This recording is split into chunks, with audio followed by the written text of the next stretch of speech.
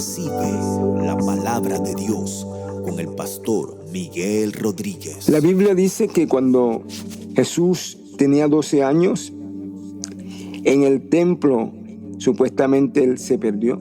Digo supuestamente porque él no salió del templo. Había una fiesta, estaba el pueblo en la fiesta, fue María, fue José, y dice que Jesús se les extravió.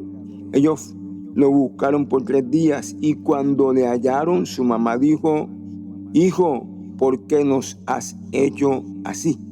Y Jesús dijo: ¿por qué me buscan? ¿No saben ustedes que en los negocios de mi rey o de mi papá me es necesario estar? Oiga, para Jesús era muy necesario estar siempre atento a las cosas del Dios del cielo, a las cosas del Padre. Él dice: en los negocios de mi papá. La pregunta es la siguiente: ¿cuál es el negocio de Dios? El negocio de Dios son las almas. Él permitió que Jesús muriera para rescatar a todo aquel que en él cree. Ahora Jesús estaba en el templo. ¿Y qué hacía en el templo? Mientras que todo el mundo se fue a su casa, él se quedó en el templo hablando con los hombres que sabían Biblia, contestando preguntas que todo el mundo no tiene la facultad de contestar.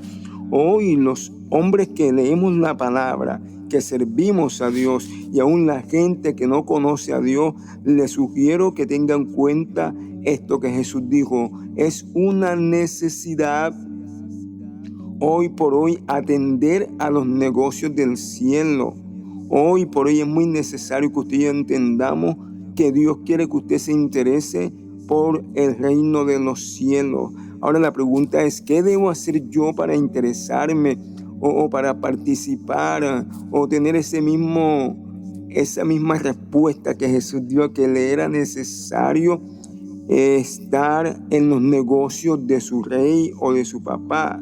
Jesús mostró que estaba siempre atento a donde se hablaba la palabra. Una de las formas de yo demostrar que el reino de los cielos es necesario para mí es leyendo la palabra. Pero en la Biblia hubo gente que estaban tan comprometidos en los negocios del reino que fueron capaces de exponer su vida por causa del evangelio.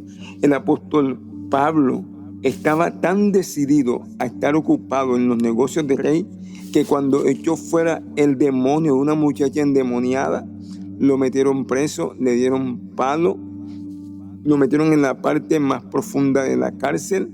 Pero este hombre, estando allá, no empezó a llorar, no se quejó, sino que empezó a alabar a Dios, empezó a cantar a Dios. Los presos le escuchaban y del cielo vino el poder de Dios, que la cárcel tembló, las puertas se abrieron y esa noche la familia del carcelero se convirtió al Señor Jesús.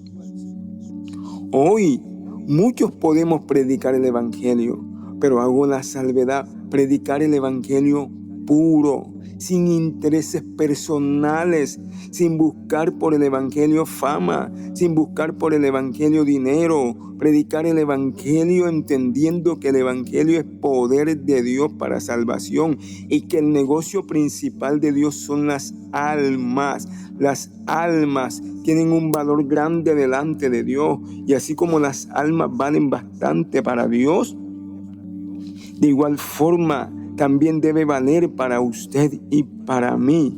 La palabra enseña que en épocas pasadas, hombres como Moisés, hombres como Abraham, hombres como Josué, ellos estaban dedicados a obedecer al Dios del cielo. ¿Y sabe por qué es necesario que usted y yo estemos atentos al negocio de Dios? Porque el negocio de Dios, a los que están apasionados por él, un día recibirán un galardón en el cielo. Porque cuando usted y yo no estamos interesados en el negocio de Dios, el diablo, que es el enemigo de Dios y el enemigo de las almas, cumplirá su propósito en este mundo más de lo que lo está cumpliendo. Hoy en las naciones se ve el desorden de tipo sexual. Hoy en las naciones se ve a mucha gente cautiva por el pecado, a mucha gente perdida en la drogadicción.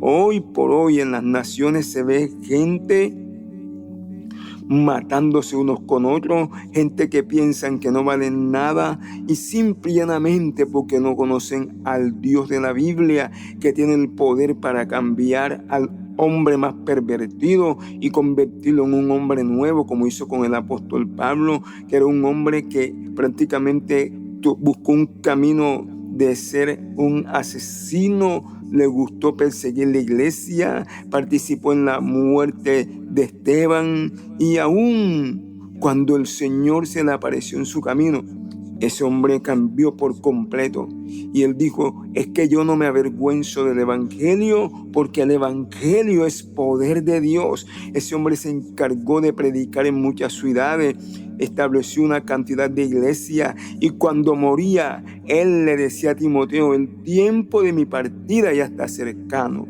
Sabes que yo he peleado la buena batalla, he acabado la carrera, he guardado la fe, y ahora me espera la corona de vida. Ese es el premio grande de aquellos que están interesados y se involucran en la tarea del reino de los cielos. Nada ni nadie puede pagarte o darte lo que Dios te puede dar en la vida.